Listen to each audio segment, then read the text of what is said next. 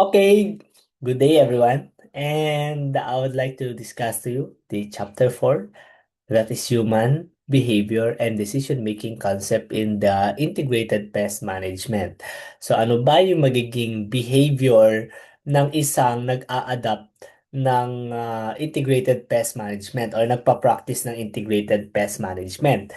Pero bago yan, let me define what is human behavior. So kapag sinabi nating human behavior, this is the array of every physical and observable emotions. Okay? Observable emotions. Pointer. So it experience throughout an individual way they act based on different factors such as the norms, okay? Based on their norms, social norms, attitude, core faith, and culture. So if we say human behavior, whatever na iniisip natin kasi ang human behavior, nagbabago yan every day, every minute, every hour, and every seconds. So based on their norms, attitude, and based also in their core, okay? Faith and culture. Okay, so kapag umiiyak ang isang tao, that is behavior. Okay? Kapag masaya ang isang tao, that is behavior. Whatever na nakikita mo emotionally, observable emotion and physical action, that is so-called human behavior. Pag umiiyak ka, human behavior. Experience throughout an individual. Okay? And then, kapag sinabi naman nating decision making, kapag ginawa mo, act of choice from a given choice. Okay? So, kapag ito naman ay ginawa natin, it means that is so-called decision making. So, according to Manly H. Holmes, that decision making is a solutions or a selected solutions after examining a several alternative chosen. Okay? The alternative chosen because the individual foresees that the course of action he select will do more than offers or more than others to further his goals. So, and it will be accompanied by the fewest possible objectionable consequences. So, kapag sinabi nating decision making, that is the outcome in every action. Okay? Especially if you are a manager. That is in every action of a manager. So kapag inisip mong ikaw ay maglalakad, that is your choice. That is your given choice. Whatever na iniisip natin, and we selected all the thinking na pwede nating gawin, that is so-called decision making. So kapag sinabi ng utak mo na maglilinis ka talaga. Pero kung tatlo yung nasa utak mo, syempre pipili ka kung ano yung uunahin, di ba? So that is so-called decision making. Ay, ito, unahin ko ito, magwalis bago ako maghugas at bago ako maglaba. So kapag inuna mo ang magwalis, that is your choice. That is a given choice. Okay? It is a concept strategy that better than another. Okay? So, nagko-compare tayo kung ano yung pinaka-the best. At kung na-select natin ang pinaka-the best among that rest na iniisip natin, that is so-called decision making. Okay? So, in the agro-ecosystem analysis, ah nag-iisip din tayo kung ano yung concept na maganda doon sa ating mga tanim, 'di ba? So, yung iba naman, meron silang ginagamit na mga decision support tool or supports system to help yung agricultural sector natin. So, computer-based or digital tool that help farmers and extension worker decide when and how to control the pests. So, it can help to inform users of a plant disease risk and assist in accurately targeting events critical for management. So, many instances, adoption of this system in disease management is low. So, itong decision support system na inimbento or something na ginawa ay very low. in terms of management. Okay? So, hindi nila ginagamit. So, karamihan ng mga farmers natin, hindi ginagamit itong mga system or tool na ito to guide them yung kanilang decision making. Okay? Many instances adoption of this system in disease management is low due to both technical and perception constraints that have not been addressed during development and implementation phase. Okay? So meron tayong mga decision support tool na applications na ginagamit natin to guide us kung ano yung mga pipiliin nating binhe, especially sa mga palay natin. Example sana, merong application na inimbento, okay, na ginawa ng PhilRice and also the ERI wherein meron tayong tinatawag na binhing palay applications. So sa binhing palay applications, nandun na yung mga top varieties, okay, and yung mga new release varieties. And then, meron ding guide paano siya gagawin. Especially yung rice seed key checks. So, yung rice seed key check, nandito na yung lahat ng key check. Key check 1 to 9. Okay? From seed selection up to harvesting. So, ang rice seed key check is ano yung mga practices na dapat nating gawin upang sa ganon ay mas mapanatiling magkaroon ng higher na yield. Okay? Rice key check or rice seed key check. So, nandito rin yung mga top varieties, especially sa Region 2. So, ano yung mga uh, insect pests, diseases na nagiging susceptible or tolerant sa isang variety. So, makikita natin sa top varieties. Okay? So, naida-download lang ang binhing palay app sa mga old na mga phone or models. Okay? Pero yung mga updated na mga phones kasi itong binhing palay app ay exclusive lang sa mga Android phones. Hindi siya pwede sa mga anong tawag dito? Sa mga iPhones. Okay? So, leaf color chart applications. So, ang leaf color chart applications naman is used to determine the nitrogen fertilizer means. So, ito ay nabibili din sa App Store or Google App Store to determine the nitrogen fertilizer needs of rice crop. So, the LCC has a 4 green strip with color ranging from yellow-green to dark green, and it determines the greenness of the leaf, which indicate its nitrogen content. So, naida-download lang ang PhilRice LCC App Pro, okay, sa Google applications, especially sa mga Android phones.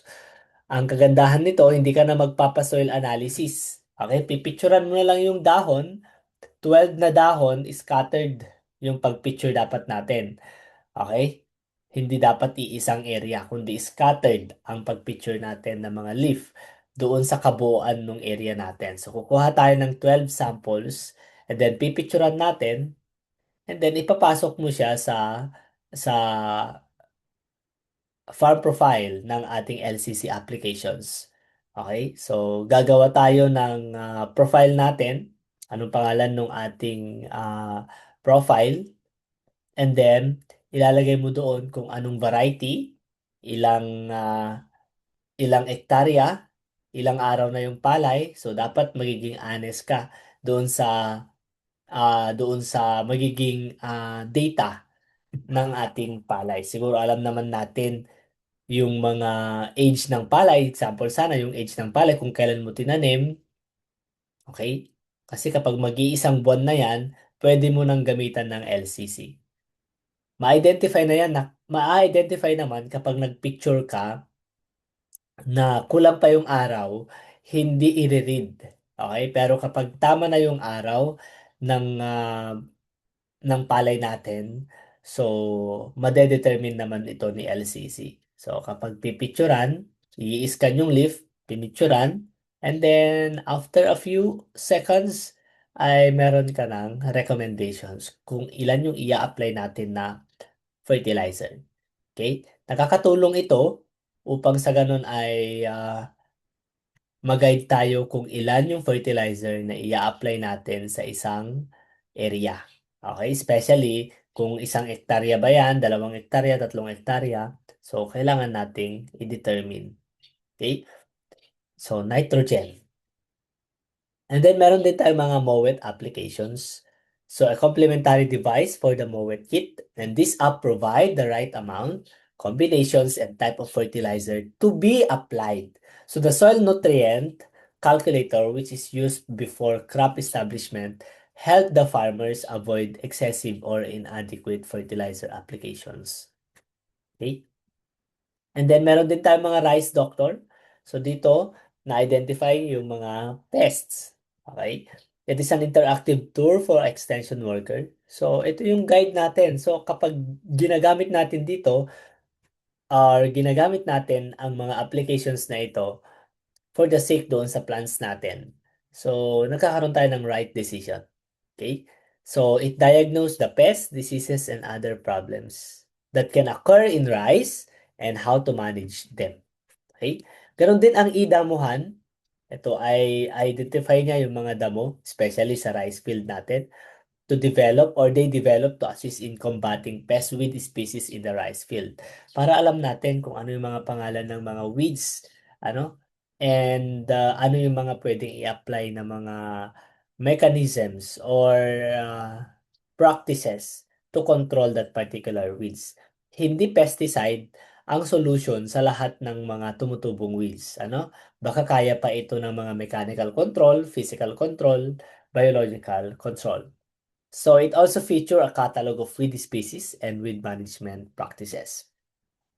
And then kung meron ka namang CP number or kung ayaw mo naman ng applications at keypad yung ginagamit nating cellphone, pwede ka rin sa Pinoy Texting Center. So mag-register ka lang and then after ka mag-register, makakatanggap ka ng message galing sa PhilRice. And then, i-text mo lang kung ano yung variety ng palay mo, ano ang sakit ng palay mo, ano ang insect pest ng palay mo, and then tuturuan ka niya kung ano yung mga pwede or alternative na gagawin mo para ma-reduce yan. So, itong tinetext natin ay available na din sa Binhing Palay app. Ano? So kapag sinearch mo ang RC216, makikita mo doon yung mga insect pests, diseases, mga kung saan siya susceptible or kung saan siya resistant. Okay? And tolerant. Okay? Makikita natin yan sa Binhing Palay app. And then we have also the Rice Expert. Provide information to farmers in a real time on the insect pests, nutrient, weeds, nematodes, and disease-related problems. So, pwede rin natin gamitin ang Rice Expert, okay, to identify din yung mga insect pests, diseases. Okay? And then, meron din tayong Speed Tech. So, ang Speed Tech may mga different crops din, okay, na ina-identify yung mga pests and diseases. Okay?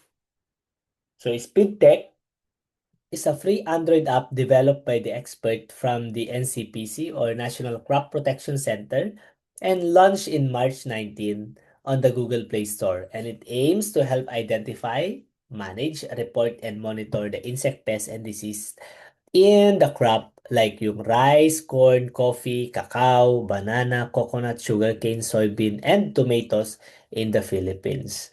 So, 9 pa lang yung available na mga crops natin and I hope na dumami pa.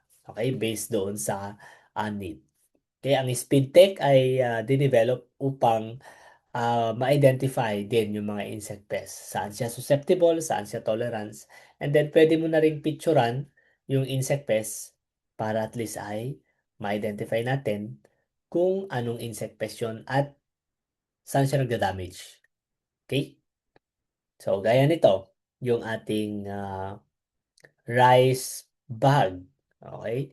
And then, magsasuggest din siya based sa nakita mo, ito yung mga maaaring maging peste doon sa rice natin. Okay? So, and then, pwede mo ring pindutin yan. If you tap that, so makikita mo rin yung mga guide on how to manage that particular pests. Okay? Next, human behavior and decision-making concept in IPM under the important features of managerial decisions. So, meron tayong 5 na features of managerial decision. Ano ba dapat ang katangian ng isang manager? Okay? So, rational thinking is a logic and reason. Okay? Very essential ang logic and reason kapag rational thinking. Okay, and then we have also the process-oriented, selective, purposive, and evaluations. So, isa-isahin natin para mas malinaw. Okay? So, kapag sinabi natin rational thinking, that is evidence-based best decisions. So, decisions are based on the logic, monitoring data, economic threshold levels, and ecological understanding, not on a panic or routine spraying. Okay? So, kapag rational thinking, syempre mag-observe ka sa area mo. So, kapag na-observe mo yung area mo na merong brown plant hopper, so, instead of immediate spraying, kailangan ay, kapag may nakita kang brown plant hopper, kailangan ay, tingnan mo, conduct field scouting. Okay? Count pest population per hill and compare with economic threshold level. So kapag mas mababa siya doon sa economic threshold level, it means ay hindi tayo pwedeng mag-spray. Baka na-observe mo lang siya doon, yung brown plant hopper, na bumisita lang or something, iisa lang pala yung na-observe mo na plant hopper. Bakit pa tayo mag-apply ng pesticide or insecticide? Okay? So compare with the economic threshold level and observe the presence of natural enemies. So iko-compare natin yung anong tawag doon? Yung natural enemies at doon sa insect pests. Okay? Kung ilan ba yung insect pests compared sa natural enemies. So kapag mas madaming natural enemies kaysa insect pests, so it means ay ah hindi tayo pwedeng mag-apply. So, if the pest population is below the threshold level, no spraying. Okay? Walang spraying. That is rational thinking. So, depende sa kung anong gagamitin mo na method para magkaroon ka ng right decision. Hindi agad-agad mag-decide kung ano yung gagawin, but rather ay i-conduct mo muna yung mga immediate. Okay? Just like field scouting, count pest population per hill, compare with economic threshold level, and observe presence of natural enemies. And then process-oriented systematic IPM steps. So IPM follow a structured process. Okay? So pest identification, monitoring and surveillance, economic threshold determinations, selection of control methods, implementations, and evaluations. Example sana sa process-oriented, identify that pest. So, i-identify muna natin yung peste, not a diseases. So, kapag na-identify natin yung pest na Lepidoptera littera at hindi siya diseases, so that is process. Okay? Example sana, nagkaroon lang ng wilting yung plants natin. Ang akala natin bacteria, yun pala ay caused by stem borer. 'Di ba? Ang stem borer natin ay nagkukos din siya ng damage doon sa plants natin. Na kapag bata yung plants natin, nakakaroon ng dead heart. Okay? And then kapag siya ay meron ng panicle, nagkakaroon ng damage of whitehead. Okay? So ang akala ng iba, it is a diseases, but nung dinisect natin, may kumakain palang larvae or larva doon sa plants. Okay? So kapag may kumakain na larva, so doon mo na ipaprocess ano yung gagawin mo. Okay? Hindi pwede na nag-identify ka ng isang damageable na plants at sinabi mo ng bacteria. Yun pala ay pest na Spodoptera littera or mga larvae plants. Okay? Monitor infestation level weekly and apply biological control before infestation becomes severe. Okay? So ano yung mga pwede nating gamitin? na mga biological control natin. Like yung mga trichogramma, okay? And also yung other biological control na kino-contribute or ginagawa or pinoproduce ng Regional Crop Protection Center. The structured approach avoid misdiagnosis. So, ang process-oriented ay para ma-avoid natin yung misdiagnosis and wrong interventions. Okay? Kasi yung mga farmers natin, meron pa silang mga interventions na kapag may nakita lang silang mga spots, sasabihin na nila merong fungi, kaya mag-spray sila ng fungicide. Instead, na ang sakit pala ay bacteria. Nagsayang din sila ng mga resources, di ba? Gumastos sila ng malaki and knowing na wrong pala yung intervention or diagnosis nila. And then selective. This is the choosing of the most appropriate control methods.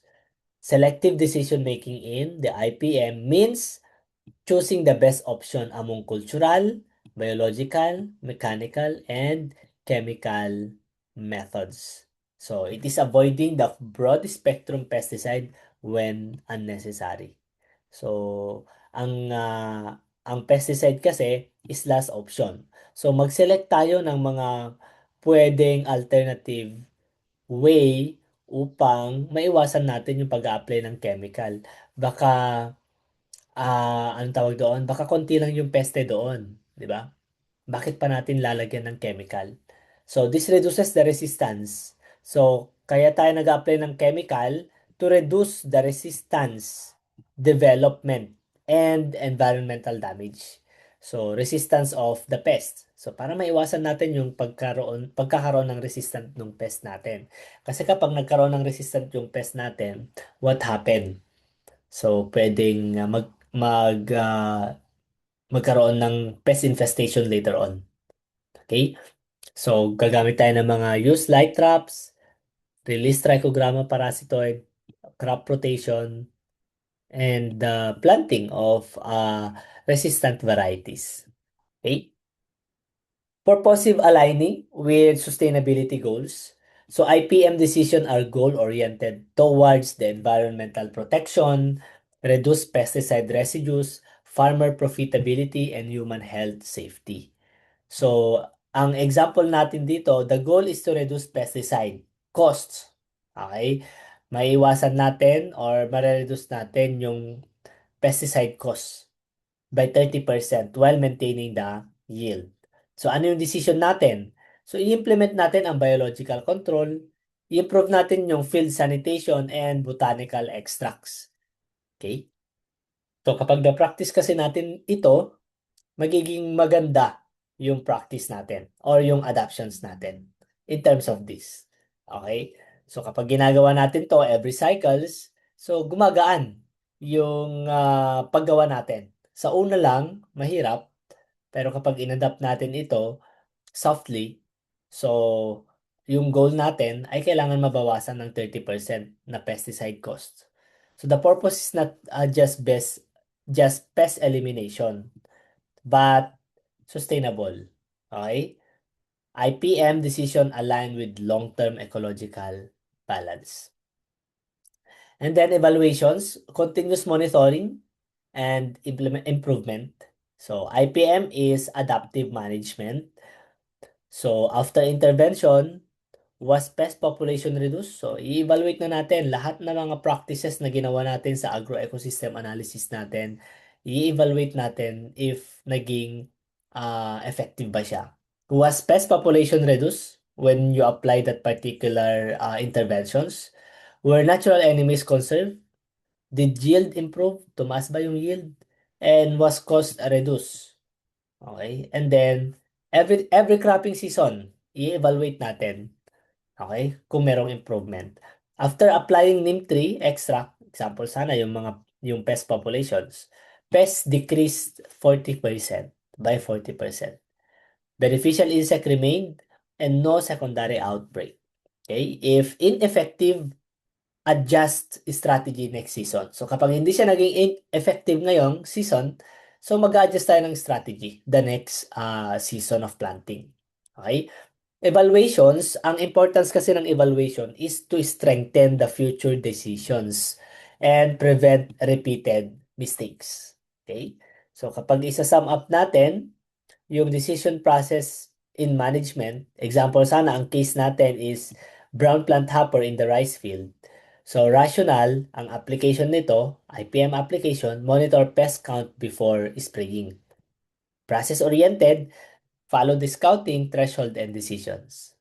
And then, sa decision natin, kailangan maging selective tayo. Ano yung gagamitin natin for that laban yan sa brown plant hopper if ever meron ng result ng scouting natin. So, kapag mas malaki or mas madami ang natural enemies, biological insect, kesa sa mga brown plant hopper, use biological control first.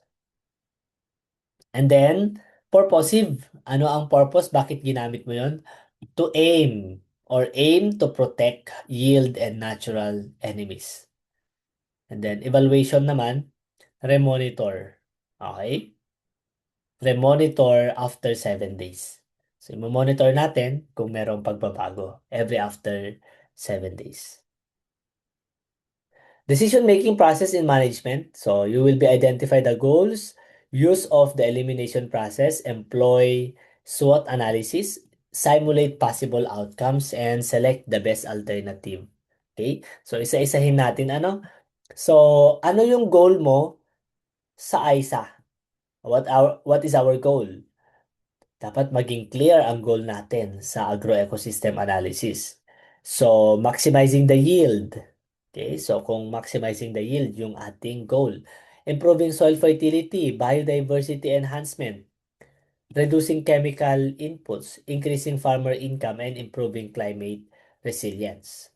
So, in agroecosystem analysis management, the goal setting ensures the alignment with ecological sustainability, economic viability, and social acceptability. Okay? So, kung ang goal natin ay mag-increase ng yield, so i-reduce natin yung paggamit ng mga pesticide. Okay? Kapag na-reduce natin yung paggamit ng pesticide at gumamit lang tayo ng mga natural-based na pag-control sa mga peste, siguro makakalimit tayo ng gastos. Okay? Mababawasan natin ng 30 to 40% ang pesticide use natin. Okay? Use of the elimination process is screening unsuitable practice. So after identifying the goals, manager eliminate options that do not fit the agroecosystem conditions. Example, eliminating high water demand crops in drought-prone areas. Removing pesticides. Okay?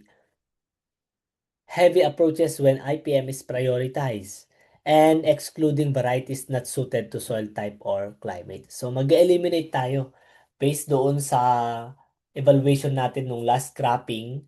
So doon na tayo mag-eliminate ano ba yung mga practices na hindi natin na gagawin, ma-eliminate upang sa ganon ay mag-incorporate ka ng new alternative way kasi nga dapat ang mga farmers natin or ang mga managers natin ay nagkakaroon din ng research.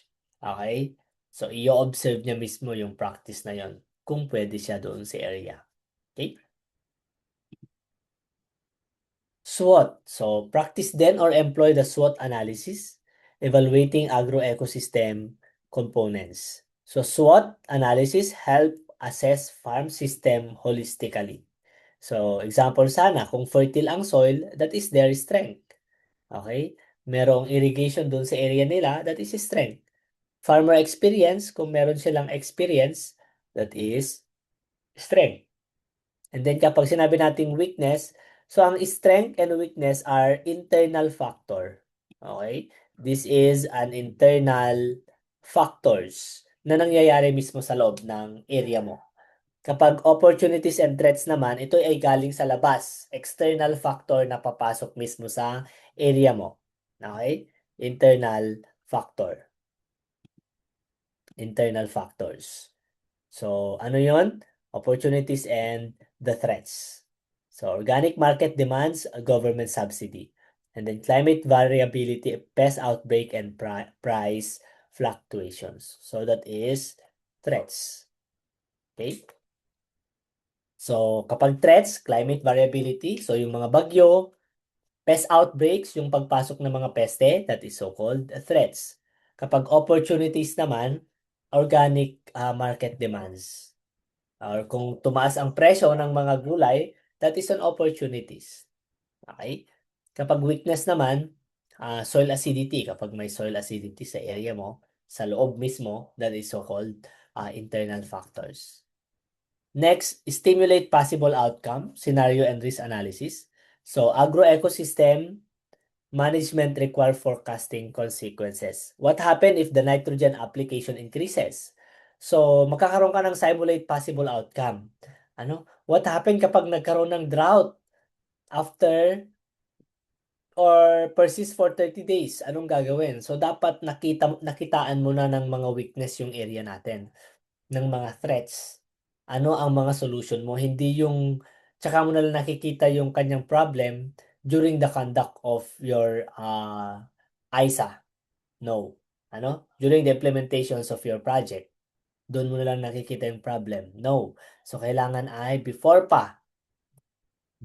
you conduct, before you implement, kailangan meron ka ng mga consequences or mga problems na maaaring mangyari sa plants natin. What if pest population exceed economic threshold level? What are you do?